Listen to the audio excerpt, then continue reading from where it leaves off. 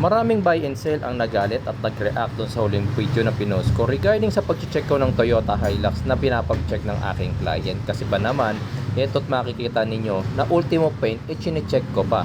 At natuklasan ko rin kasi na marami siyang parts at panel na medyo makapal na yung kanyang masilya. Napakasailan ko daw kasi at kung ganyan daw ako kasailan, dapat brand new na lang ang bilhin. So bakit nga ba ganyan ako kaselan sa pag-check? Sige, panoorin nyo yung video na to para mas maintindihan ninyo. Ang client nga pala natin ngayong araw na to hindi natin kasama kasi nasa ibang bansa siya.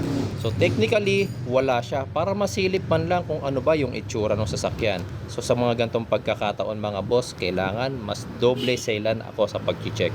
Lahat ng makikita ko, kailangan kong i-declare ultimo maliit na detalye. Bakit? Kasi part yun ang binabayaran sa akin ni client at ayoko rin namang masisi bandang huli. Nasasabihin niya, sir, pinacheck ko to sa'yo tapos hindi mo nakita itong detalyeng to. Tsaka marami pa ang nag-comment, kapag repainted ba, kapag may masilya na sinasabi mo sa client mo, wag nang bilhin. O sige, para fair sa inyo, lalong-lalo na sa inyong mga buy and sell, panoorin nyo hanggang dulo ha, para malaman nyo kung ano ba yung biggest reason bakit hindi nakapasa sa akin itong Toyota Hilux na to na 4x4. Siya nga pala, ang seller ng Toyota Hilux manual na 4x4 na to isa rin kilalang vlogger. Pero hindi ko nababanggitin kung sino siya.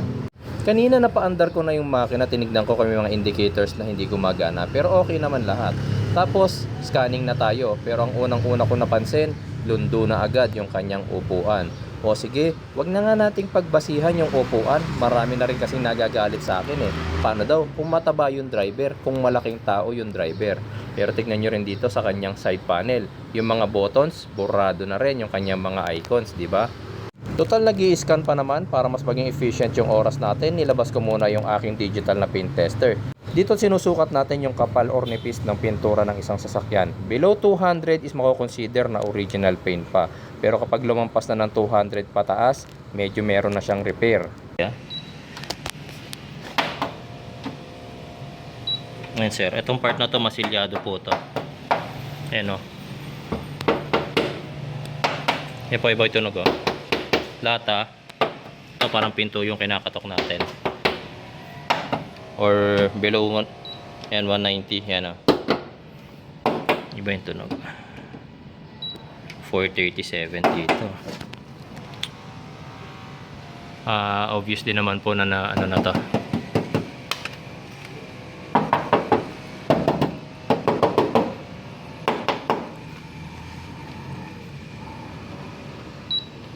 Ngayon, kahit ulit-ulitin ko sir Isang panel pa lang ang na-check ko mga bossing, pero may nakita na agad tayo na merong makapal na masilya. So ano bang ibig sabihin kapag may makapal na masilya? Ibig sabihin mga bossing, merong major repair na ginawa doon. Kasi kung repaint lang, paint chip, gas o kaya naman maliit na dents lang, hindi na kailangan kapalan pa yung masilya. Pero kapag masyadong makapal ang masilya mga bossing, maaaring nabangga yun or nasagi siya. O baka sabihin nyo, hindi accurate yung aking digital na paint tester. Sige, naglabas ako ng isang analog na paint tester. Magnetic type naman to, tignan nyo. Sa part na yan, ayaw talagang dumikit ng tester natin. Ang ibig sabihin, makapal nga po ang masilya. Itong kanyang tailgate, natuklasan natin na mayroon na rin siyang makapal na masilya. Dalawang tester na yung ginagamit ko para accurate na accurate.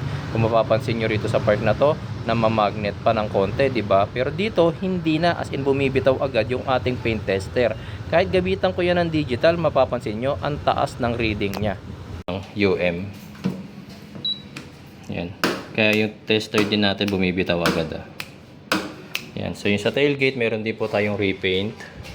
Tsaka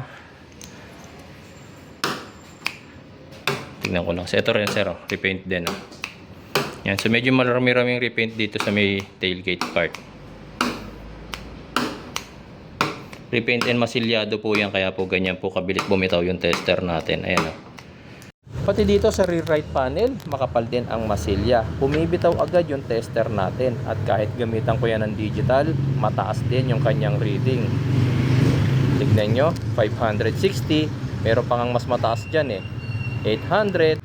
At pati rito sa front right fender natin mga bossing, ayan, kung mapapansin nyo, halos hindi na talaga dumidikit dito yung tester natin. So makapal din ang masilya sa part na to. At itong panel na rin na to ang nagtala ng may pinakamataas na reading. Imagine guys, 1,500 UM. Gaano kakapal yon? Tanungin nyo na lang yung mga nagpipintura. Syempre hindi lang naman pintura ang chinecheck natin, as in lahat. Tinitignan din natin kung may front collision, tinitignan natin mga bossing kung may sign siya ng nabaha, nabangga, kung meron bang major leak yung mismong makina at transmission niya, pati ito differential. At dahil nga 4x4 to, ultimo transfer case, tinitignan natin kung may leak. Makikita nyo naman dyan sa kanyang front frame na mukha naman siyang diretso, hindi naman siya baluktot at hindi naman siya deformed, diba? So ibig sabihin wala siyang major collision. Bakit nga hindi nakapasa sa akin itong Hilux na to? Wait lang, relax lang kayo, mamaya malalaman nyo rin. Meron kasi kung napansin dito na medyo natakot ako. Tignan nyo, ano yun? Yes, balat siya ng ahas.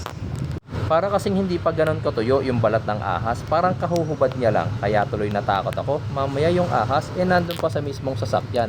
Mamaya habang nag-check ako, manuklaw.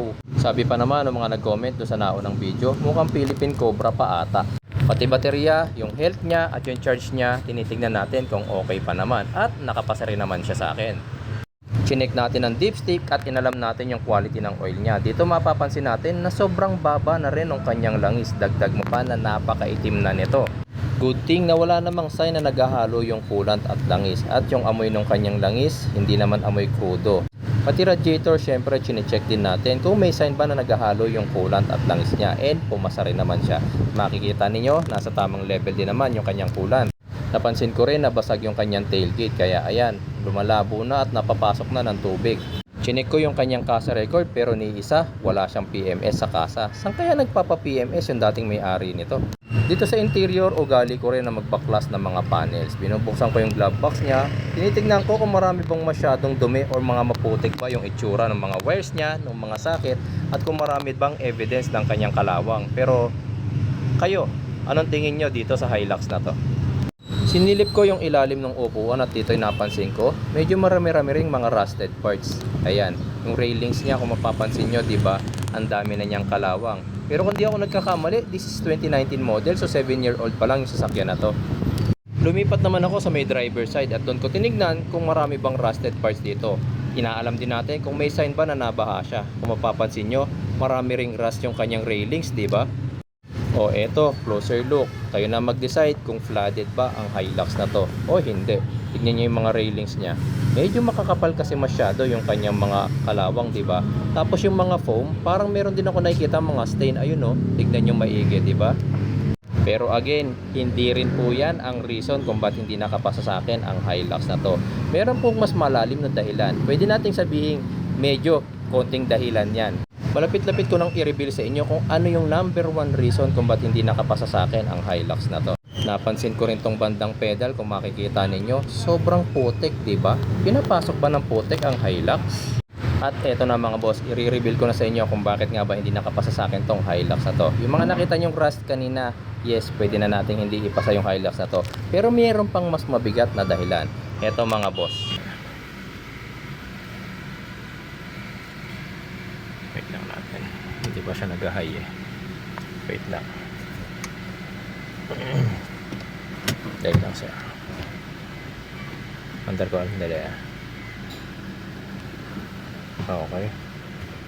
Tapos pag 4x4 low. Ayan o. Nagbibiping siya.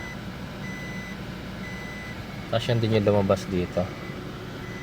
Meron tayong problema sa 4x4 low. Yan yung lumabas na error, P279E, 4-wheel drive mga boss. I-research nyo na lang kung gaano ba kalaki ang gastusan pag yan ang lumabas na error. O baka may makapansin sa inyo, sir, naka-history ah. Di ba pagka ganyan, i-clear mo lang tas okay na? Actually mga boss, ginawa ko rin naman, kinlear ko rin naman yan. Pero after kong i-clear, mga boss, tinesting ko ulit yung 4x4 low pero nagbi-beeping pa rin talaga siya. So, mayroon talagang problema yung kanyang 4x4 low. So ngayon mga boss, sana po ay malinaw na sa inyong lahat, lalong-lalo na sa inyong mga buy and sell, na hindi paint ang reason kung ba't hindi nakapasa sa akin ang Hilux na to. Merong mas malalim na reason behind. Bukod sa marami-rami na siyang panel na makakapal yung kanyang masilya, ang dami pa niyang mga sobrang rusted parts, diba? And lastly, yung kanyang 4x4. So sa mga mekaniko natin dyan, kayo po ang tatanungin ko. Kung kayo ang nasa sitwasyon ko, pasado ba sa inyo ang unit na to o hindi?